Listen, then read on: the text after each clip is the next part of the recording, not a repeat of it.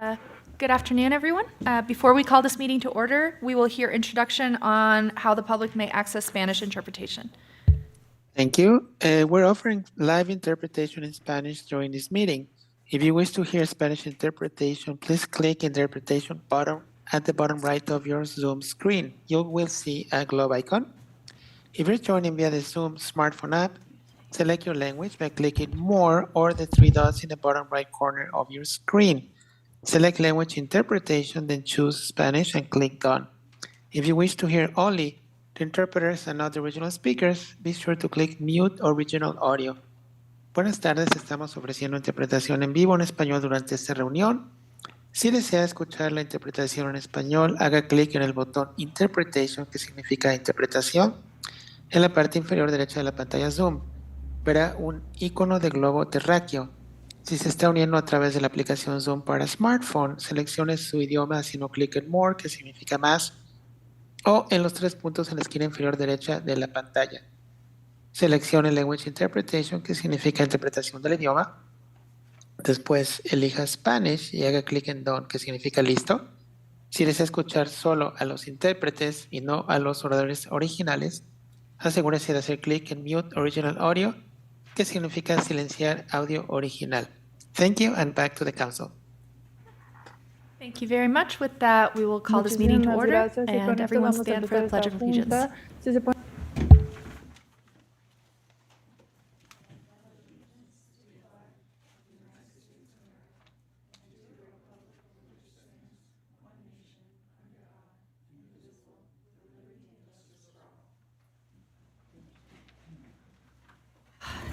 Thank you, everyone. With that, we'll move on to roll call.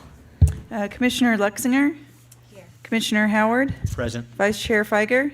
Here. Chair Vuarchek? Here.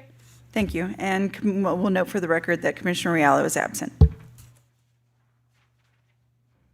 All right, thank you. We will go ahead and move on to public communications. So this is the public's opportunity to speak on any item that is not on today's agenda, and comments will be listed or limited to 3 minutes. Do we have any public comment at this time? No one in the audience. Let's open up to Zoom. Yeah, we'll open up our Zoom platform for anyone who wants to provide public comment on any topic not on today's agenda. No public comments, Chair.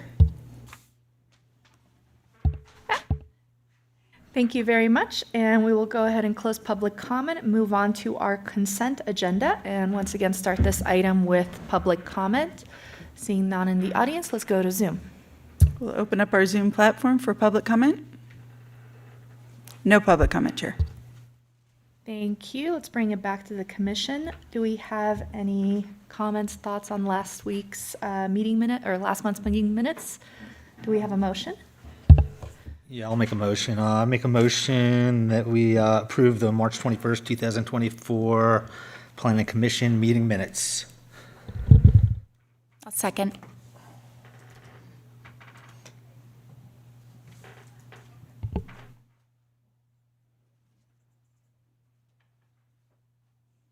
That motion carries.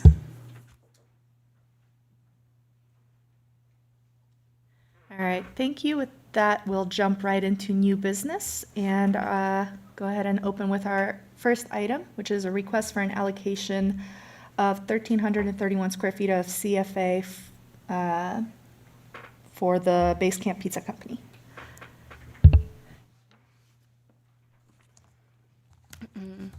Good afternoon, Madam Chair and esteemed commissioners. For the record, my name is Gretchen Schoolman, and I'm an assistant planner with the city. Today, we are here to discuss the proposed transfer of commercial floor area to Base Camp Pizza Company, located at 1001 Heavenly Village Way, Suite 25, A and B. This transfer is for the construction of an outdoor dining deck. On December 8th last year, Transier Investment submitted a minor design review for the construction of an elevated outdoor deck at Base Camp. This project falls within the Tourist Core Area Plan, Tourist Center Core District, where food and beverage establishments are a permitted use. Outdoor dining, as defined by TRPA, is considered commercial floor area, and pursuant of Section 50.6.1 of the TRPA Code, No person shall construct a project that creates additional commercial floor area without first receiving an allocation of CFA. Transierra Investment has requested to purchase 1,331 square feet of CFA for the construction of the outdoor dining deck. Minor design review applications are reviewed and permitted at staff level. This request brought here today is for the transfer of CFA to Base Camp. This outdoor dining deck construction aligns with City Council Resolution 23-051, which offers discounted CFA for projects that benefit the community. Resolution 23-051 also delegates the authority to approve or deny the CFA transfer request to the city manager.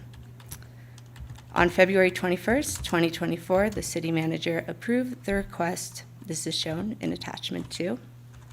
Pursuant of section 222C2 of TRPA code, the transfer of CFA less than 3,000 square feet requires the approval of Planning Commission acting on behalf of the TRPA hearings officer.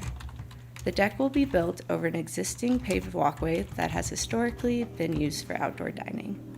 The construction includes building a retaining wall, backfilling the interior of the wall with styrofoam with a layer of sand on top, and installing pavers over the sand. The construction of a deck supports investment in the expansion and upgrade of commercial and tourist accommodation projects within the State Line and Ski Run community plan area. The project aligns with Policy LU 1.4 and Policy LU 1.5 of the Tourist Core Area Plan to animate the streetscape through improving the outdoor dining area, as well as aligning with the Tourist Core Area Plan vision statement that explicitly mentions outdoor dining as a priority to create sustainable outdoor tourism recreational destination. This project not only enhances the streetscape, but also supports economic growth by providing a safer and more comfortable area for staff and customers, which will help to generate sales tax revenue. This project qualifies as categorically exempt from CEQA under Section 15303, Class 3, as it involves minor modifications to existing structures. The city currently holds 2,664 square feet of CFA in the Environmental Improvement Pool First Round. With approval of this allocation, 1,333 square feet will remain in the EIP First Round Pool. While approving this allocation will reduce CFA for future projects, it's important to note that these CFAs are intended to support improvement that benefit the public. Additionally, the sale of CFA at a discounted rate of $8.33 per square foot will generate revenue of $11,087.23 for the city housing program. Staff supports a resolution allocating 1,331 square feet of commercial floor area from Environmental Improvement Pool First Round to Base Camp Pizza Co. for their outdoor dining expansion. Overall, this will enhance the local economy and will provide a safe and attractive dining experience in the Tourist Core Area Plan. Thank you for your consideration. I'm available for any questions, as well as Base Camp's representatives are in attendance. Thank you, Ms. Schulman. Do we have any questions? I just had one, and maybe I missed it in the report, but by how much is the deck expanding the existing outdoor dining area? So that dining area is the 1,331 square feet. So they'll just be creating a slightly elevated surface on top of it because it slopes down a little. They're constructing a little bit of lighting as well. So this is just in part of the project because they are submitting a deck application. We will need to approve that CFA for the deck So construction. they're not increasing like the number of tables or anything? No, not to my knowledge. The same square footage will be there. Interesting. Okay, thanks. Yeah, of course. I had a question, and this may be better answered by the applicant. I was wondering if there is a timeline for construction of this deck? Do you want us to stand up and speak, or? Yes, please. Okay. Well, we were hoping to. Oh, all the way up. Yeah, sorry. Thank you. Thank you. Yeah, I didn't know that Gretchen was speaking on our behalf, so she did all the work for me. That was really great. I was quite nervous to kind of advocate for this, but she has all the information. I'm Mark Vaccaro, chef, owner, Base Camp in Azul. Danny Scott, director of ops, owner, Azul Base Camp. Our group is Tahoe Restaurant Group. We have 2 more in Northlake. Yeah, so the timeline, we were really hoping to get it done before the summer, but it's a larger project than really just pulling some pavers and getting it done. So I suppose if it gets approved, we'd be shooting for as soon as business kind of trickles off in the fall, maybe mid-September, just to get it all done before the no dig rule. So yeah, that was, We're shooting for around a month. Okay. yeah. That's great. And then I was looking at the plan details. I know these are from a little while ago. So the styrofoam panel infill, are you envisioning that this is going to be like a solid infill, or are you actually going to have any crawl area under there? Oh no, it's solid. Okay. It's solid. Yeah. And again, I'm not I make pizza and tacos. I'm not the engineer behind this. However, Mike Bailey, the GC on the project, and Gary, the owner of the village or the commercial space in the bottom, are spearheading the build out. But yes, this is a solid fill. They're going to put snow melt most likely underneath, so it's clean and simple and matches the rest of the building. Yeah, I was wondering if you guys were going to be putting any sort of heating under there to snow melt, essentially. Currently, there is snow melt, so yeah, they'll just be continuing it. Okay, awesome. Thank you. And then just to touch on the patio and the expansion of tables and whatnot, currently, if anyone's dined there, it is on a slope and it's not terribly comfortable. And there's a divider out of concrete and then a railing. And for service and serving the area, it's just cumbersome and not terribly comfortable. And so it's an identical footprint. It's just we're going to remove the railing, remove the stone wall, put the snow melt in, and kind of give us a bit of a facelift. I mean, just how it looks right now is not terribly attractive. The curb appeal isn't really there. So yeah, with some lighting, and we plan on heating it as well, will give us a little bit more year-round seating, year-round interest. Right now, we shut it down pretty much in any inclement weather, just because we don't have the heating and we don't have anything overhead. So this will give us the option to put some serious umbrellas or something to cover guests, and we're really hoping to get some dining in there even in the winter and certainly in the fall. So not necessarily increasing tables, but just flexibility. Thank you so much. That was super informative. That's all the questions I had. Do you guys have any questions? I'm all good. No? All right, thank you, guys. Right on. Thank you. Thank you. With that, we will open this item up for public comment. If anyone in the audience would like to speak on it, come on up, sir.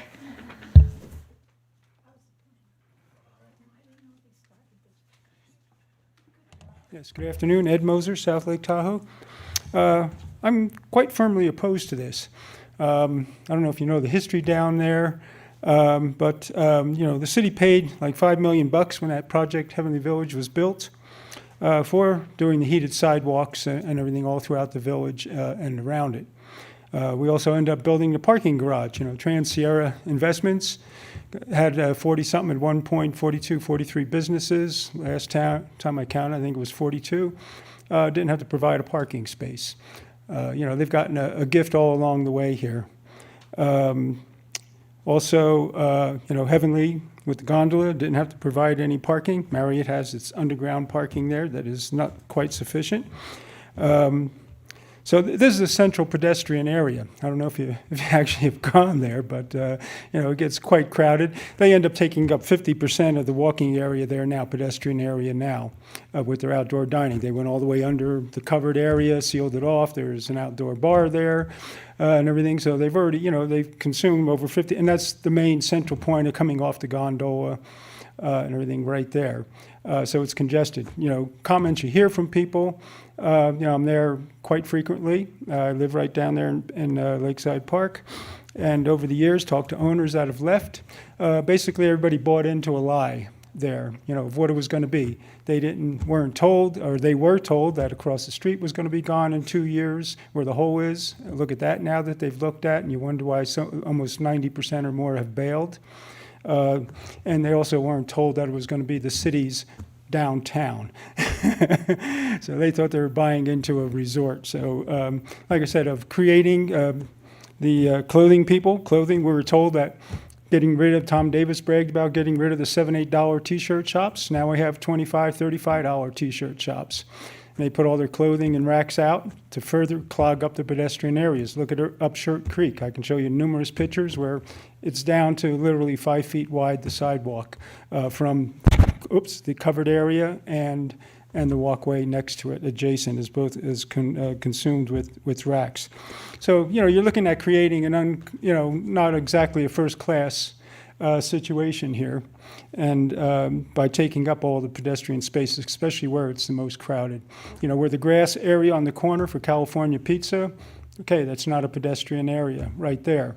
But businesses should, if they want to expand outdoor dining, they should do it on property that they own, not on what was owned and built by the city, and who actually, maybe define actually who owns that actually. We paid for it, but it's controlled through PADMA, the city, and Heavenly Village pays for that and supports it.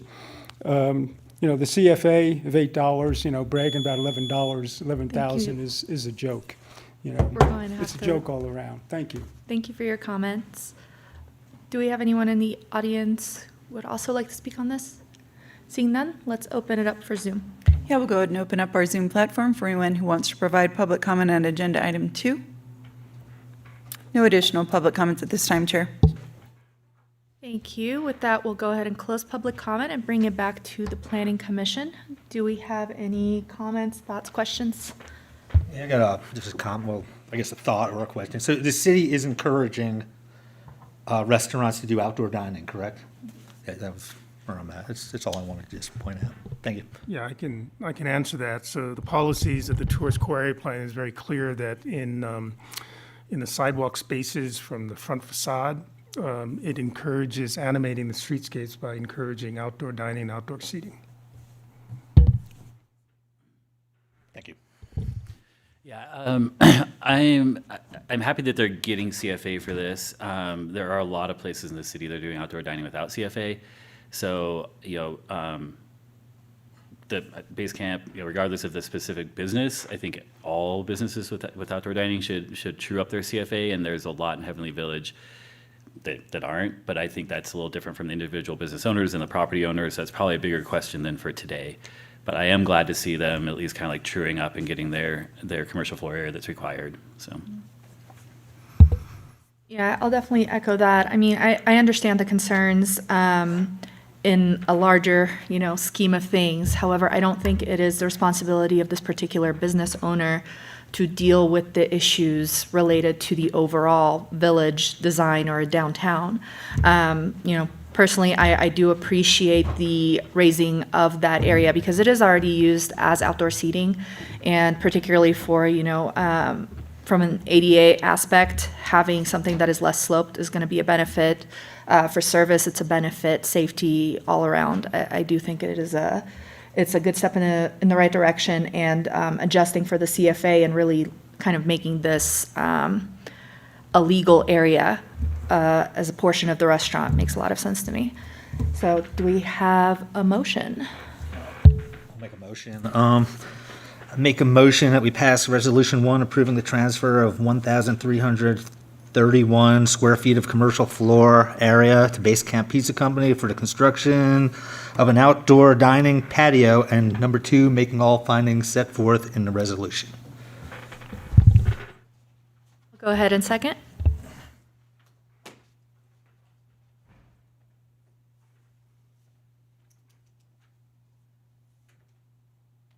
That motion carries. Thank you very much. With that, we will go on to item 3 and hear about the Bijou Park Connector Multi-Use Trail Project at Bijou Community Park. I will have a presentation presentation for this one? Oh, Just great. make sure that the clicker is on. It's just a slide on off. It might already be on. Perfect. Okay.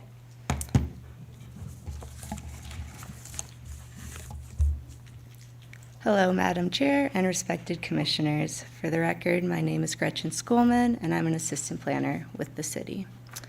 The City of South Lake Tahoe's Public Work Department submitted a major design review application shortly following the March 20th Parks and Recreation meeting of this year. The Bijou Park Connector Multi-Use Trail Project proposes to construct a 0.6-mile bicycle and pedestrian trail that would link the Al Tahoe Mobility Trail with the Greenway Trail. The trail would be constructed within the city's Bijou Community Park property, located within Plan Area Bijou Meadows, Special Area 1. Transportation routes are a permissible use within Special Area 1 and will not require a special use permit. Development Services Department staff has reviewed the proposed project for consistency with the citywide design standards. The project is proposing to install curb cuts and ramps that are consistent with the California Building Code and standards of accessibility. A condition of approval requires the project to comply with accessibility standards and the building official's final approval of the plans before the project is bid for construction. The project is consistent with the general plan as it aims to integrate the multi-use trail with the regional system, enhancing signage for wayfinding, and improve safety at trail and roadway intersections to encourage increased bicycle uses. These policies are outlined in Policy TC-3.1, TC-3.4, and TC-3.13 in the general plan. Construction of a finished bike path that will closely follow existing worn footpaths through the city park is considered categorically exempt from CEQA under Guidelines Section 15301 Class 1, exemption for existing facilities, which exempts minor alterations of existing public facilities, as well as Section 15304 Class 4, minor alterations to land, including grading on land with a slope of less than 10% and the creation of a bicycle lane on existing right-of-way. The city has secured community developed block grant funds and is pursuing further funding that will be explained further in the presentation. The presentation will also touch on the history of the project, community engagement already done, existing conditions, concerns, and trail alignment. Staff is in support of a resolution for the Bijou Park multi-connector trail enhancing connectivity through diverse modes of transportation to regional bikeways and enhancing safety protocols on a path already in use. Thank you so much for your consideration. Complete Streets Program Manager Jason Burke will be presenting the project specifics in greater detail. We will be available at the end of the presentation to answer any questions.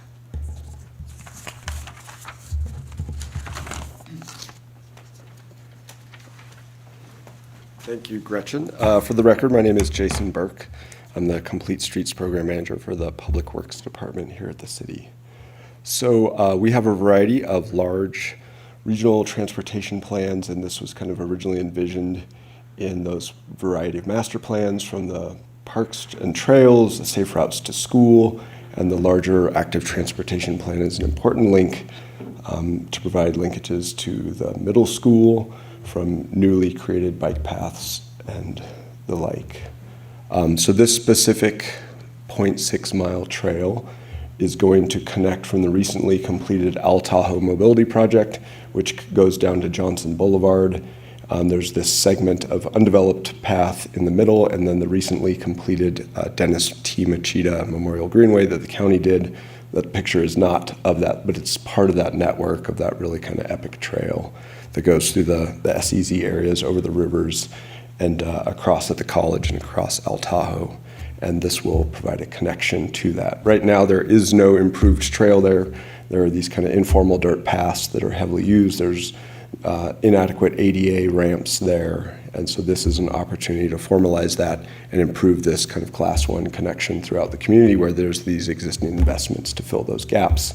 These are just kind of screenshots up and down where it's a heavily used path in the dirt along this side of Tahoe. There's the path on the other side, but again, like, people don't want to cross back and forth to get to the middle school, and this is just a way of, there's so many user paths in there that this trail is intended to formalize that and provide an accessible path. We did have some original community meetings in July of last year out at the park, and there were some concerns from the disc golf community, and we were seeking to provide some resolution, providing a variety of alternative alignments to address potential conflicts with some of the disc golf things. We also had a public survey trying to air out option A and option B to try and seek a resolution to kind of thread the path through the disc golf area. We had kind of close to a tie there between option A and B, but there was kind of a preference for option A in that online poll. And then we had been looking to seek additional funding for the middle segment, but that's pretty much secured at this point. So we're looking to be able to complete the entire path. So that last question isn't as relevant, but of course people wanted more path than less path for that. So we've pursued some funding there. Again, there was some great conversations at the Parks and Rec Commission meeting on March 20th, where we looked at the two alternatives and we're looking to seek to minimize conflicts between disc golfers and users of the path. So we've been very thoughtful about how that works. On the right-hand side, this is the mountainside where the path will connect to the Dennis Machida Memorial. There's those option A and B. We had thought about moving it closer to the road, and that would be option A. In the intent of getting away from the disc golf holes, but after a lot of conversation at that meeting, it was thought that the best would be to put it at option B because a lot of people use that route right now, and that the disc golf community is sort of used to people going through that area. So the Parks and Recs Commission recommendation was that we follow option B in that area. And then I think during that meeting, also the disc golf community brought up some concerns at the other end by Johnson Boulevard about an electrical box and which side the path will be going on in that way. So again, this is that zoom in of these two different options. At this point, it seems like option B is the preferred alternative that we're looking to move forward with. This is the situation by Johnson where one of the proposed alignments goes close to the baskets and that box kind of in the middle is a large electrical box that would be very expensive to move. And so the other option is to put it between the curb and the electrical box to minimize the proximity to those baskets so that the discs have a less potential to conflict with that. So that's kind of some of the design considerations that we've been looking into for this project. We do have a lot of funding secured, and we're really looking to move into construction in 2025 next year, once we can resolve these kind of alternative options and get our design team to move forward with engineering drawings to make sure it's all ADA compliant and ready to go to bid in winter, which is the best time to be bidding these types of projects for competitive projects. And that concludes my presentation, and Gretchen and I are here for any questions. And we also have Jennifer Roman from Eastern Sierra Engineering, who's been doing the design work, and Stephen Anderjack, the engineer for the project, if you have any other questions. Thank you so much. Yep. I had one quick question. So on the overall schematic site plan, there's also the red alternative bid item trail. Is that the part you were talking about as already also being funded? Yeah, when these were put together, there was not funding at the time for that, but at this point we have probably secured funding for that. Of course, in the inflationary market that we are currently in, nothing is really certain with bidding, but as far as we know, we have secured funding so that red segment in the middle can be built as well. Fabulous. And then for options A and B, So they're both connecting to the existing trail that kind of goes across Bijou Meadow and ends at Al Tahoe, right? The recently completed county, yeah. Mhm. And so option A, the one that's closer to Al Tahoe, would basically tie in close to the stop sign, close to the end of the trail. Yep. Whereas option B, would that be close to where the bridge starts? Kind of like across the connection to the neighborhood there? No, it's less. Okay, it's a little closer to Al Tahoe than the plans Yeah, make it seem. you know, the bridge is kind of off the charts here. I see. So we're really kind of up in the woods where those disc golf holes are approximately 100 feet-ish from the roadway. That we're not that far down. We're Gotcha. further up, and it's really about threading through those disc golf holes or sticking with the road. And do you know when the final decision will be made, whether option A or B will be the selected design? At this, I mean, we're interested in hearing from the public and from you at this point, but we're really looking to finalize that now. And at this point, the Parks and Rec Commission had a really good conversation, and members of the disc golf community appear to support option B. So at that point, unless we hear otherwise, that is our goal to move forward with. Thank you so much. Do you guys have any questions, comments? So option B cuts right through one of the disc golf holes? Is that what happens? No, it's between hole 21 and then where 20, you can kind of see here where 20 is throwing into those baskets along the edge of the path, and then 20, so it's going between 20, 21, and 20. And there's a pretty established user path through there right now where people kind of thread through. And just, so I have been in some of these conversations, went to a community meeting and heard from the Disc Golf Association and the Bike Coalition both, and it seems like this is coming along well. It seems like you've done a great job like getting everybody together. So I know snow removal has been discussed, and it was definitely much better last year, but with the proximity to Al Tahoe, will there be some kind of plan or permit condition or something to make sure it's maintained in the winter and that snow from Al Tahoe isn't blown onto the path? Yeah, I think that's one of the benefits of this option B is the coordination between streets and parks. Parks does the bike paths.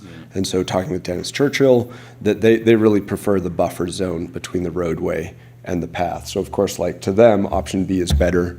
In this area, we're also looking for that the middle segment, there's enough room there to have room. I think that conversation is really about right here.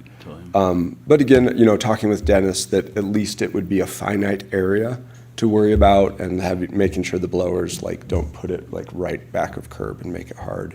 But talking with Dennis, that if we made this kind of concession to work with the disc golfers, that it's a finite amount of trail right next to the curb.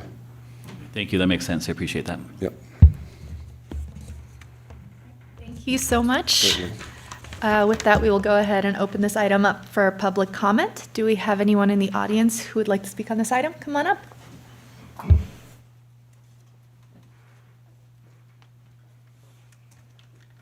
Good afternoon. My name is Dan Thrift. I'm here representing the South Tahoe Disc Golf Association. I want to thank these guys for all the work that they've done. They've been really cooperative. Can we bring up that section from Johnson to the entrance of the park, to the dog park, that little graphic?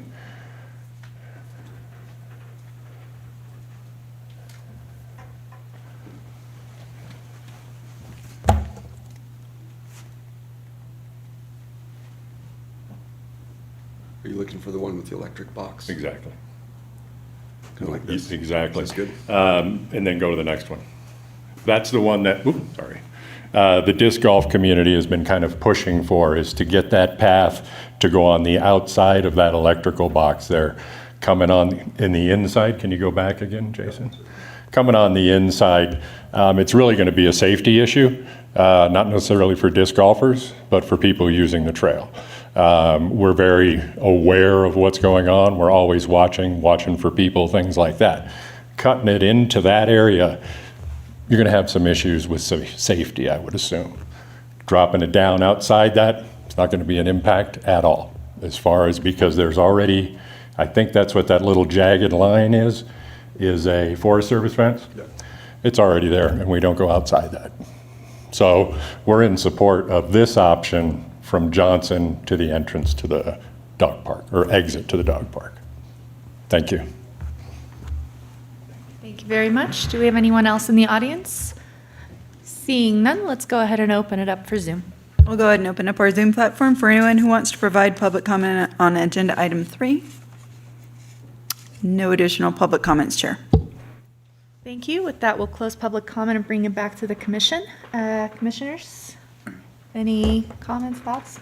I'd say I'm super supportive. This has been on the city's list for a really long time, and was worried that centerpiece wasn't going to get built, but just congratulations to city staff for pulling this all together, working with the community, getting the money together. Really excited to see these other two great paths connected, so.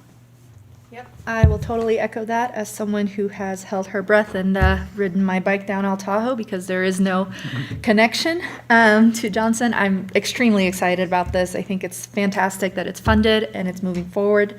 Whether it's option A or B, we will leave that up to the experts who actually are dealing with it. And no matter what it's going to be fabulous. So thank you, everyone that's putting in the work. We'll go ahead and bring it back for a motion. I'd make a motion to pass a resolution finding the proposed project is categorically exempt from CEQA pursuant to Section 15301, Class 1, existing facilities, and Section 15304, Class 4, minor alterations to land, and approve design review permit number 24-032. Second.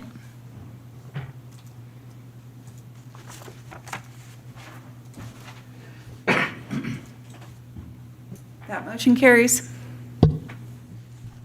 Thank you very much. And we are going to move on to our last item within the new business category, or consideration of a special use permit for charter communications.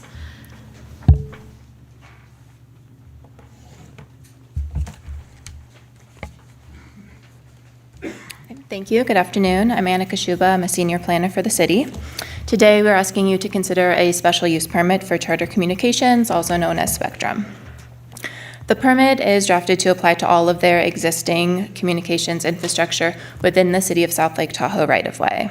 The city does not have a record of a special use permit having been issued previously for these sites, so we are seeking this action to bring each of these locations into a conforming status through a master special use permit that allows transmission and receiving facilities at each of their existing locations.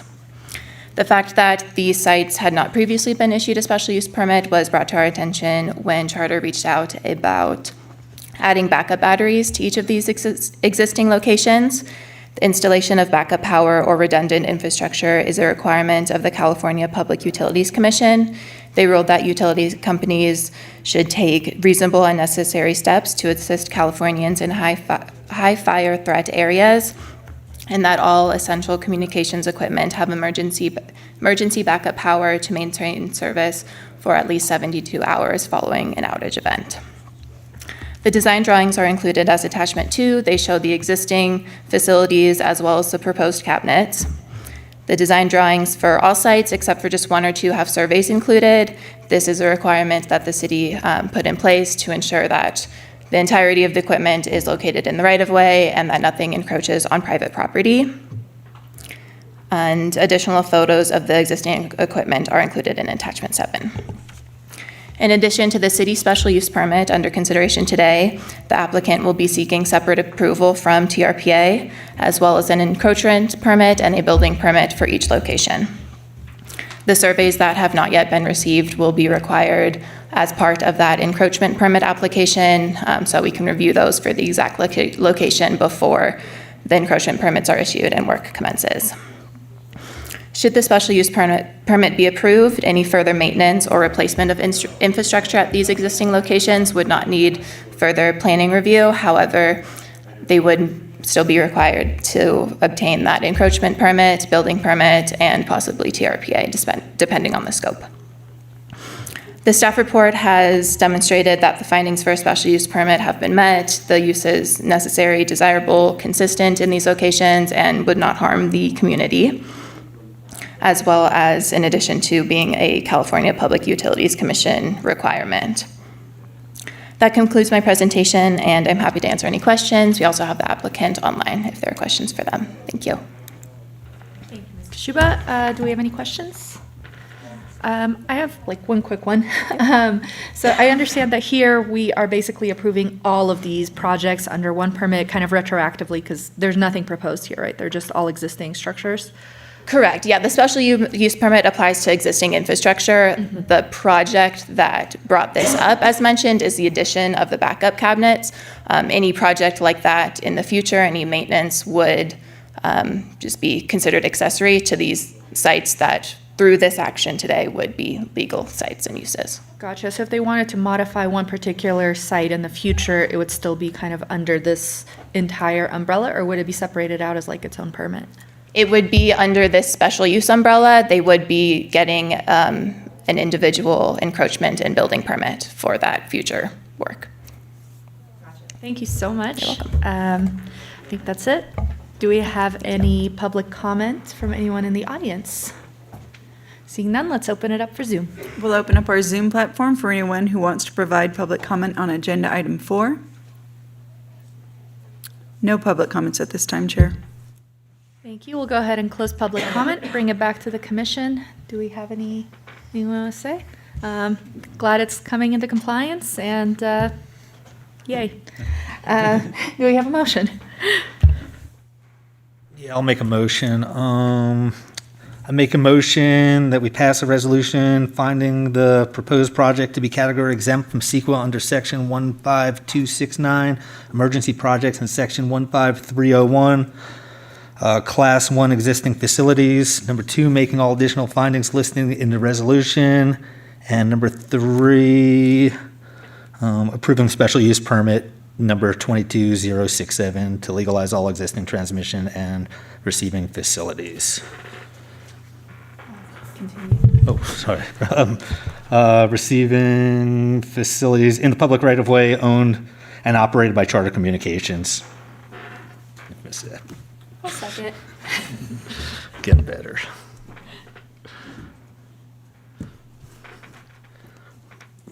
That motion carries. Well, thank you, everyone. With that, we will go ahead and move on to our updates and announcements from city staff. Do we have any updates or announcements? Your next Plan Commission meeting is scheduled for May 16th. I have no further updates. No updates. Alrighty then, let's move on to our next item. Do planning commissioners have any updates? Nothing? No? All right, adjourned.